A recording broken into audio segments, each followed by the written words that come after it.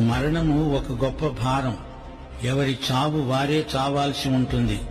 దీనిని ఇతరులతో పంచుకోవడానికి వీలు కాదు. ప్రతి ఒక్కడూ మరణాంధకారపు లోయలో గుండా వెళ్లి తీరాల్సిందే. ప్రతి ఒక్కడూ ఒంటరిగా వెళ్లవలసిందే. మరణమంటే చీకటిలోకి ఎగిరి దూకెయ్యడం అనిపిస్తోంది గదూ. అయ్యో దేవా, ఈ చీకటిలో నేనొంటరిని అని ఆక్రందన చేసే పరిస్థితి ఎంత ఘోరం.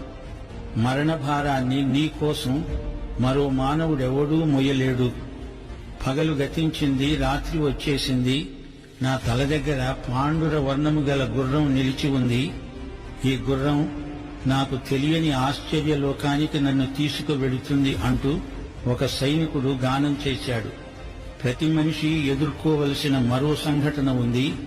అదే బేమా అనబడే న్యాయపీఠం. ఇది యేసుక్రీస్తు వారి న్యాయపీఠం. ప్రతి క్రైస్తవ విశ్వాసి దీన్ని ఎదుర్కోవాలి. న్యాయపీఠం ఎదుట హాజరు కావాలి. న్యాయపీఠం విశ్వాసులకే ఉద్దేశించబడింది.